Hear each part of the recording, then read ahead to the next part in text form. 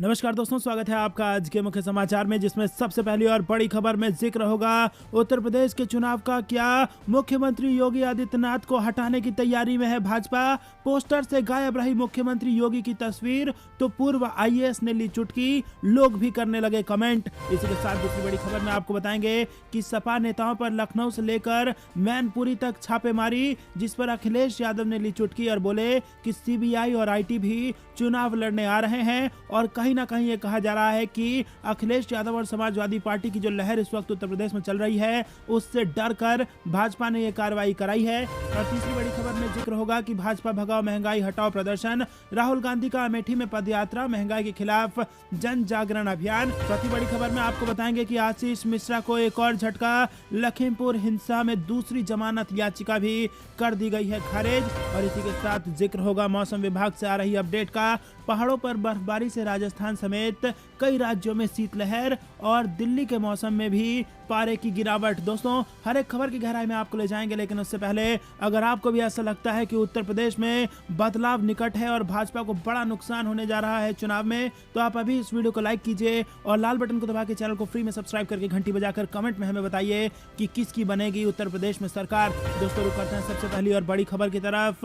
क्या हटाने की तैयारी शुरू कर दी गई है? पोस्टर से गायब रहे मुख्यमंत्री योगी आदित्यनाथ की तस्वीर तो पूर्व आईएएस ने इसको लेकर ली चुटकी। जी हाँ दोस्तों, आपको बता दें कि उत्तर प्रदेश में होने वाले विधानसभा चुनाव में अब ज्यादा वक्त नहीं रह गया है। ऐसे में सत्तारूढ़ दल के साथ साथ विपक्षी पार्टियां भी जी तोड़ मेहनत कर रही है। चुनाव के संबंध में ही गृह मंत्री अमित शाह, मुख्यमंत्री योगी आदित्यनाथ भाजपा और निषाद पार्टी की संयुक्त रैली में शामिल हुए और इस विशाल रैली से जुड़ा एक पोस्टर भी सोशल मीडिया पर जमकर वायरल हो रहा है, जिसमें उप मुख्यमंत्री, गृह मंत्री और अन्य लोगों की तस्वीर थी, लेकिन मुख्यमंत्री योगी आदित्यनाथ की तस्वीर इसमें गायब थी। इस पोस्टर को लेकर अब पूर्व आईएएस सूर्य प्रताप सिंह ने चुटकी ली है। पूर्व आईएएस सूर्य प्रताप सिंह ने भाजपा निषाद पार्टी की संयुक्त रैली से जुड़ा पोस्टर अपने ट्विटर हैंडल से भी साझा किया है। उन्होंने मुख्यमंत्री योगी आदित्यनाथ पर तंज कसते हुए लिखा कि हटाने की तैयारी अभी से शुरू कर दी गई है। क्या फायदा महाराज जी, खर्च आप उठाएं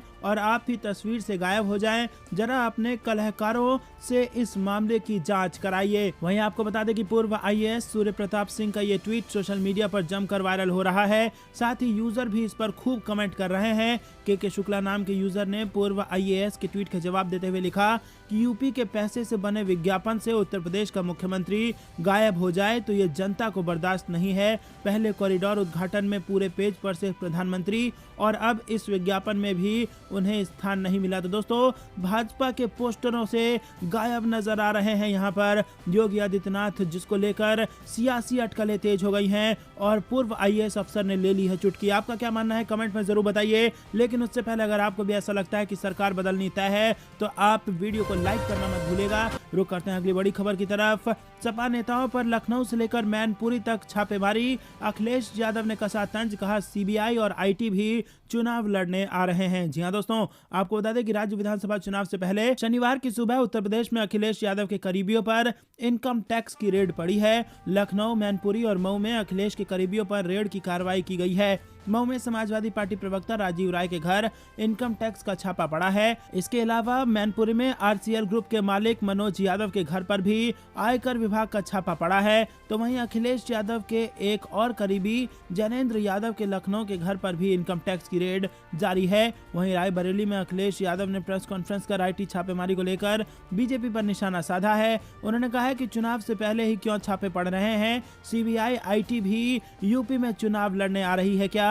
बीजेपी कांग्रेस के रास्ते पर चल रही है। बीजेपी को हार का डर सता रहा है, इसीलिए दिल्ली से टीम आ रही है। दरअसल लखनऊ में अखिलेश यादव के नजदीकी माने जाने वाले समाजवादी पार्टी के नेता जैनेंद्र यादव सहित कई के घरों की आईटी अधिकारियों द्वारा जांच की जा रही है। लखनऊ में छापा अंबेडकर पार्क के पास स्थित जैनेंद्र यादव के आवास पर पड़ा है। गौरतलब है कि 12 गाड़ियों के काफिले लेकर आयकर अधिकारी पहुंचे हैं। छापामारी के दौरान पूरे घर को सुरक्षा बलों ने घेर रखा है और किसी को अंदर जाने की अनुमति नहीं है। 2 घंटे से अधिकतम समय बीत चुका है और अधिकारी लगातार जांच कर रहे हैं। दोस्तों, रुक करते हैं अगली बड़ी खबर की तरफ।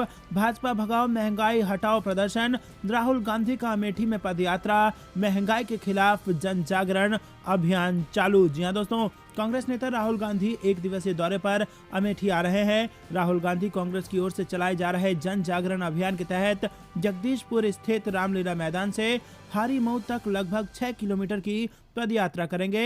इस दौरान कांग्रेस महासचिव और प्रदेश प्रभारी प्रियंका गांधी भी उनके साथ रहेंगी। जनसभा को संबोधित करने के बाद वो लखनऊ के रास्ते दिल्ली लौटने वाले हैं। कांग्रेस के प्रवक्ता अंशु अवस्थी ने बताया कि देश में लगातार महंगाई बढ़ती चली जा रही है और इसने आम आदमी की कमर तोड़ दी है। जब अंतर्राष्ट्रीय मार्केट में कच्चे तेल की कीमतें कम हैं, तब डीजल और पेट्रोल दोगुने भाव में बेचा जा रहा है। उसी को लेकर पूरे देश में कांग्रेस पार्टी का भाजपा भगाओ महंगाई हटाओ प्रदर्शन हो रहा है और इसी कार्यक्रम में राहुल गांधी और प्रियंका गांधी अमेठी लोकसभा के जगदीशपुर में प्रतिज्ञा पद यात्रा शुरू करेंगे। प्रतिज्ञा यात्रा जगदीशपुर से शुरू होगी और हरीमऊ तक जाकर समाप्त होगी। तो दोस्तों, क्या आपको भी ऐसा लगता है कि भाजपा भगाओ और महंगाई घटाओ? हां या ना में अपनी राय जरूर हमें बताइए। रुक करते हैं अगली बड़ी खबर की तरफ। लखीमपुर कांड में आशीष मिश्रा को एक और झटका, दूसरी जमानत याचिका भी कर दी गई है खारिज। जी हां दोस्तों, आपको बता दें कि लखीमपुर हिंसा मामले के मुख्य आरोपी आशीष मिश्रा की दूसरी जमानत अर्जी को भी कोर्ट ने खारिज कर दिया है। लखीमपुर सीजेएम कोर्ट में आशीष मिश्रा की तरफ से बदली गई धाराओं पर जमानत अर्जी डाली गई थी, जिस पर सुनवाई के बाद कोर्ट ने दूसरी जमानत अर्जी भी खारिज कर दी है। वहीं मामले में जांच कर रही एसआईटी के इंस्पेक्टर ने बीते दिनों मुख्य आरोपी आशीष मिश्रा समेत सभी 13 आरोपियों पर लापरवाही से गाड़ी चलाने के साथ ही गैर इरादतन हत्या की धाराओं को हटाकर सोची समझी साजिश के तहत हत्या और हत्या के प्रयास की धाराओं को कोर्ट के आदेश पर जोड़ा था। जांच अधिकारी की अर्जी पर सुनवाई करने के बाद कोर्ट ने मुख्य आरोपी आशीष मिश्रा समेत 13 आरोपियों की रिमांड इन नई धाराओं में बना दी थी। वहीं मुख्य आरोपी समेत आशीष मिश्रा समेत सभी आरोपी तभी से साजिश कर हत्या और हत्या का प्रयास, लाइसेंसी असलहे के दुरुपयोग समेत तमाम धाराओं में जुडिशियल कस्टडी में भेजे गए थे। मुख्य आरोपी आशीष मिश्रा मोनू की तरफ से दूसरी जमानत अर्जी डाली गई थी, जिसको अब सीजेएम कोर्ट ने खारिज कर दिया है। रुक करते हैं अगली बड़ी खबर की तरफ, जो कि मौसम विभाग से ताजा अपडेट आ रही है। पहाड़ों पर बर्फबारी से राजस्थान समेत कई राज्यों में शीतलहर, दिल्ली के मौसम में भी लुढ़का पारा। जी हां दोस्तों, आपको बता दें कि उत्तरी पर्वतीय राज्यों उत्तराखंड, हिमाचल प्रदेश और जम्मू कश्मीर में हो रही बर्फबारी के कारण मैदानी इलाकों में ठंडी हवाएं चल रही हैं, जिसकी वजह से दिल्ली, पंजाब, राजस्थान समेत उत्तर भारत के अधिकतर राज्यों के तापमान में गिरावट आ रही है। मध्य प्रदेश में भी पारा गिरा है। उत्तर प्रदेश, राजस्थान, दिल्ली में बीते कुछ दिनों में सुबह और शाम के समय तापमान सामान्य से बहुत नीचे पहुंचने के कारण ठंड अपने पैर पसार रही है, लेकिन इसके बावजूद क्रिसमस से पहले राजधानी में शीतलहर की संभावना कम ही दिखाई दे रही है। वहीं आपको बता दें दोस्तों कि मौसम विभाग के द्वारा ये ताजा अपडेट निकल के आई है। राष्ट्रीय राजधानी दिल्ली का न्यूनतम तापमान बीते सप्ताह से 10 डिग्री सेल्सियस से कम दर्ज किया जा रहा है। सफदरजंग वेधशाला के अनुसार 9 से 15 दिसंबर के बीच न्यूनतम तापमान 9 डिग्री या इससे कम ही रहा। दोस्तों, रुक करते हैं अगली बड़ी खबर की तरफ। कोरोना का खौफ, चंडीगढ़ शिक्षा विभाग ने कि स्कूलों में सर्दी की छुट्टियां बढ़ाने की घोषणा, जारी रहेगी टीचर्स की ड्यूटी। जी हां दोस्तों, आपको बता दें कि कोरोना संक्रमण के बढ़ते मामलों के बीच चंडीगढ़ शिक्षा विभाग ने सरकारी सहायता प्राप्त स्कूल और प्राइवेट स्कूलों के लिए सर्दी की छुट्टी की अवधि को बढ़ाने की घोषणा कर दी है। विभाग ने जानकारी दी है कि स्कूलों में विंटर वेकेशन की अवधि एहतियात के तौर पर 20 दिसंबर से 7 जनवरी तक निर्धारित की गई है। हालांकि इस दौरान एग्जाम और इलेक्शन ड्यूटी में लगे टीचर्स की छुट्टियां नहीं होंगी। ये छुट्टियां सिर्फ स्कूली छात्र छात्राओं के लिए घोषित की गई हैं। शिक्षा विभाग ने एकेडमिक कैलेंडर में 27 दिसंबर से 5 जनवरी तक छुट्टी की घोषणा की थी, मगर शहर में कोविड संक्रमण की संभावित तीसरी लहर के मद्देनजर स्कूलों को ज्यादा दिन के लिए बंद रखने का फैसला लिया गया है। रुक करते हैं अगली बड़ी खबर की तरफ। ओमिक्रॉन से चेता नेपाल, 67 देशों में आए यात्रियों को करना होगा नियमों का पालन। जी हां दोस्तों, आपको बता दें कि ओमिक्रॉन को लेकर नेपाल में दिशा निर्देश जारी कर दिए गए हैं और नेपाल में ओमिक्रॉन के खतरे को देखते हुए 67 देशों से आने वाली विदेशी यात्राओं के लिए खर्च पर 7 दिनों के लिए होटल में क्वारंटीन रहना अनिवार्य कर दिया गया है। रुक करते हैं अगली बड़ी खबर की तरफ। अखिलेश यादव के करीबियों पर लखनऊ से मैनपुरी तक इनकम टैक्स के छापे। जी हां दोस्तों, आपको बता दें कि यूपी में विधानसभा चुनाव की सरगर्मियों के बीच समाजवादी पार्टी के नेताओं पर आयकर विभाग की छापेमारी की गई है। सपा के राष्ट्रीय अध्यक्ष अखिलेश यादव के करीब वहीं गृह राज्य मंत्री टैनी को इशारों में अखिलेश यादव ने घेरा। कहा, मुख्यमंत्री योगी आदित्यनाथ का बुलडोजर कहां है, उसे लखीमपुर जाने की है जरूरत। देश के 2 गृह मंत्रियों पर है हत्या का केस, अकेले नहीं है टैनी, कैबिनेट के 42% मंत्री हैं दागी। बीजेपी ने लोगों को किल्लत और जिल्लत के अलावा कुछ नहीं दिया, एनडीटीवी से बोले अखिलेश यादव। वहीं जारी रहेगा घमासान, सरकार के अड़ियल रवैये पर विपक्ष रहेगा हमलावर, संसद सत्र के बचे हुए 4 दिन भी होंगे हंगामेदार। अखिलेश यादव का बड़ा बयान, बोली अब जनता यूपी में बदलाव चाहती है। वहीं लखीमपुर कांड से जुड़ी बड़ी खबर, न संसद में मौजूद रहे और न ही मंत्रालय पहुंचे टैनी, पिछले 35 घंटों से गायब है गृह राज्य मंत्री अजय मिश्र टैनी। इसमें 100 के पार हुआ ओमिक्रॉन केस, 11 राज्यों में फैला कोरोना का नया वेरिएंट, सबसे ज्यादा महाराष्ट्र में है मरीज। केंद्र की चेतावनी, डेल्टा को पीछे छोड़ सकता है ओमिक्रॉन वेरिएंट, 11 राज्यों में अब तक 100 से ज्यादा केस। दोस्तों सुर्खियों में आगे बढ़ने से पहले आपसे निवेदन, दोस्तों कृपया करके अभी तक अगर आपने वीडियो को लाइक नहीं किया है तो लाइक करके अपना समर्थन और आशीर्वाद हम तक दीजिए। बिहार में मुख्यमंत्री नीतीश कुमार के सामने प्रस्ताव रख वाम दलों ने दिया समर्थन और रखी बड़ी शर्त।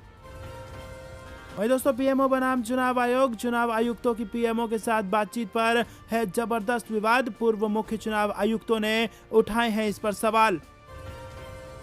वही दोस्तों जारी रहेगा घमासान, सरकार के अड़ियल रवैये पर विपक्ष रहेगा हमलावर, संसद सत्र के बचे हुए 4 दिन भी होंगे हंगामेदार। मोदी सरकार हर संस्था को कर रही है नष्ट, सुरजेवाला बोले कि इलेक्शन कमीशन के साथ अपने मताहत की तरह व्यवहार कर रही है केंद्र। तो क्या बदल गए हैं राहुल गांधी? 30 मिनट में दिया मोदी के 50 मिनट के भाषण का जवाब और यहां पर जबरदस्त तरीके से भाजपा को घेरा। एबीपी सी वोटर सर्वे में बड़ा खुलासा, क्या योगी से नाराज हैं और बदलना चाहते हैं उत्तर प्रदेश की सरकार? जनता ने दिया चौंकाने वाला फैसला। बीजेपी विधायक रूपाराम का पार्टी पर हमला, बोले जब मौका आया तब हमने भी खूब खाया। अखिलेश यादव का ऐलान, कहा समाजवादी पार्टी की सरकार बनी तो 3 महीने के भीतर पूरा करेंगे ये बड़ा काम। वही ऑक्सीजन की कमी से नहीं हुई कोई मौत पर योगी आदित्यनाथ पर कुमार विश्वास का हमला, फोटो शेयर कर दिया जवाब। उत्तर प्रदेश चुनाव 2022, आरक्षण की उम्मीद से निषाद समाज निराश, घोषणा न होने से लगाया नारा कि आरक्षण नहीं तो वोट नहीं। बोले राकेश टिकैत, अखिलेश यादव का धन्यवाद लेकिन टिकैत परिवार नहीं लड़ेगा चुनाव। आपको बता दें कि अखिलेश यादव ने राकेश टिकैत को दिया था चुनाव लड़ने का प्रस्ताव। राजस्थान में कोरोना वैक्सीन नहीं लगवाने वाले हो जाएं सावधान, सरकार ने दिया अल्टीमेटम। निजीकरण का विरोध, वरुण गांधी बोले बैंकों के घाटे के लिए कर्मचारियों को दोष देना ठीक नहीं। दिल्ली में बढ़ते ओमिक्रॉन केस के बीच केजरीवाल सरकार का फैसला, कल से खुलेंगे सभी स्कूल। क्रिसमस और नए साल के पहले आईसीएमआर प्रमुख का अलर्ट, बताया ओमिक्रॉन से बचने के लिए क्या करें और क्या ना करें। 5 राज्यों के विधानसभा चुनाव की घोषणा जनवरी के पहले हफ्ते में संभव, चुनाव आयोग ने तेज की तैयारियां। गृह राज्य मंत्री अजय मिश्रा के इस्तीफे पर अड़ा विपक्ष, एसआईटी की रिपोर्ट के बाद भी मंत्री बनाए रखने पर जबरदस्त बवाल। पीएमओ के साथ चुनाव आयोग की बैठक से सियासत गरमाई, खड़गे बोले कैसे होंगे निष्पक्ष चुनाव। वहीं मिथिलांचल दौरे को मुख्यमंत्री नीतीश ने उपचुनाव के वादे से जोड़ा, मधुबनी में राज्य के 3रे बराज का निर्माण कार्य कर दिया शुरू। बिहार के विश्वविद्यालय में भ्रष्टाचार का पोल खोलने वाले कुलपति प्रोफेसर कुद्दुस ने राज्यपाल को भेजा अपना इस्तीफा। राज्यसभा के 12 सदस्यों के निलंबन पर विपक्ष और सरकार दोनों अड़े, खड़गे बोले माफी नहीं मांगेंगे सांसद। देश में ओमिक्रॉन ने पकड़ी रफ्तार, संक्रमितों का आंकड़ा 100 के पार, गैर जरूरी यात्रा से बचने की सलाह दे रही है सरकार। फिर से टीम इंडिया से जुड़ेंगे सचिन तेंदुलकर, गांगुली के बयान से मिल रहे हैं बड़े संकेत। वहीं फिर आंदोलन शुरू कर सकते हैं किसान, हरियाणा में बैठक में जल्द लेंगे फैसला और इस बार क्या है मांग वो भी यहां पर रहने वाला है दिलचस्प। राकेश टिकैत का बड़ा बयान, बोले सभी राजनीतिक दल घोषणा पत्र जारी कर बताएं किसानों के लिए क्या करने वाले हैं। लालू प्रसाद यादव की बढ़ सकती हैं मुश्किलें, सीबीआई कोर्ट में चारा घोटाले की रोजाना सुनवाई शुरू। पंचायत चुनाव को लेकर सुप्रीम कोर्ट से आई बड़ी खबर, रद्द हो सकते हैं चुनाव। प्रधानमंत्री नरेंद्र मोदी ने किया था बुकलेट का विमोचन, सिख संस्था ने जताई आपत्ति, गलत इतिहास बताने का मोदी पर आरोप। प्रधानमंत्री मोदी के गंगा स्नान पर राहुल गांधी का तंज, योगी को भी दूर खड़े कर दिया। वहीं मौसम विभाग से भी ताजा अपडेट, उत्तर भारत में 5 दिन पड़ेगी भीषण ठंड, मौसम विभाग ने इन राज्यों के लिए जारी किया अलर्ट। दोस्तों ये थी दिन भर कुछ बेहद जरूरी और बड़ी सुर्खियां। आगे की खबर भी आपके लिए है बेहद जरूरी। सबसे पहली और बड़ी खबर में आगे बढ़ने से पहले आपको बता दें दोस्तों कि अभी तक अगर आपने वीडियो लाइक नहीं किया है तो कृपया करके वीडियो लाइक करके अपना समर्थन दीजिए और अंत तक खबर में ध्यान से बने रहिए। सबसे पहली बड़ी खबर उत्तर प्रदेश से आ रही है। योगी सरकार से नाराज होने वाले का आंकड़ा बढ़ चुका है, जिससे उत्तर प्रदेश में भाजपा की बढ़ रही है मुश्किलें। जी हाँ दोस्तों, आपको बता दें कि उत्तर प्रदेश का चुनाव अब निकट है और इस साल के अंत में और नए साल के शुरुआती हफ्ते में किसी भी वक्त चुनाव आयोग कर सकती है इसके तारीखों का ऐलान कि कितने चरण में और कब होंगे चुनाव। लेकिन उससे पहले ही राजनीतिक सरगर्मी उत्तर प्रदेश में यहां पर तेज हो चली है, जहां एक तरफ भाजपा के शीर्ष नेता उत्तर प्रदेश में दिन पर दिन रैलियां कर रहे हैं, वहीं दूसरी तरफ अखिलेश यादव की रैलियों में भी जबरदस्त जन सैलाब उमड़ रहा है और लगातार अपने बयानों से हमलावर नजर आ रहे हैं अखिलेश यादव। उसका नतीजा ये हुआ कि कई सारे सर्वे सामने आए हैं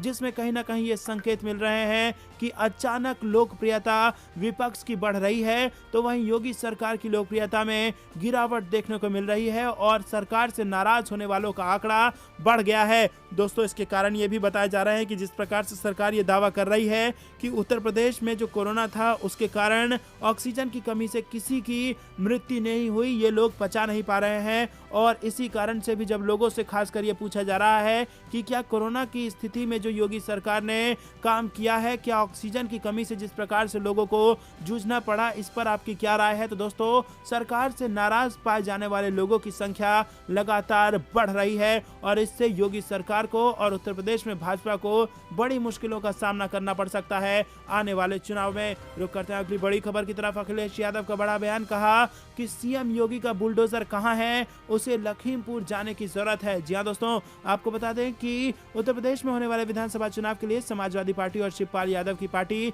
प्रगतिशील समाजवादी पार्टी का गठबंधन हो गया है। समाजवादी पार्टी प्रमुख अखिलेश यादव ने गुरुवार को चाचा शिवपाल के घर पर जाकर उनसे मुलाकात की और गठबंधन पर मुहर लगा दी। लेकिन इसी बीच उत्तर प्रदेश की सियासत में एक और खबर इस वक्त छाई हुई है, वो ये कि आखिरकार गृह राज्य मंत्री टैनी को सरकार बर्खास्त क्यों नहीं कर रही है। और आपको बता दें लखीमपुर कांड में जो एसआईटी जांच हुआ है उसमें सीधा सीधा टैनी के बेटे की लिप्तता की ओर संकेत आ रही है और कहा जा रहा है कि वो सोची समझी साजिश थी, किसानों की हत्या करने की साजिश थी और चार्जशीट में धाराएं जोड़ दी गई हैं। जिसके बाद अब आपको बता दें कि यहां पर सीधा सीधा दबाव बन रहा है भारतीय जनता पार्टी पर कि टैनी को जल्द से जल्द बर्खास्त किया जाए। लेकिन इसी बीच अखिलेश यादव ने एक नए अंदाज में तंज कसा है और बोला है कि कहां है योगी आदित्यनाथ का बुलडोजर, उसे इस वक्त लखीमपुर खीरी में होना चाहिए और उन हत्यारों के घर तोड़ने चाहिए जिन हत्यारों ने लखीमपुर कांड में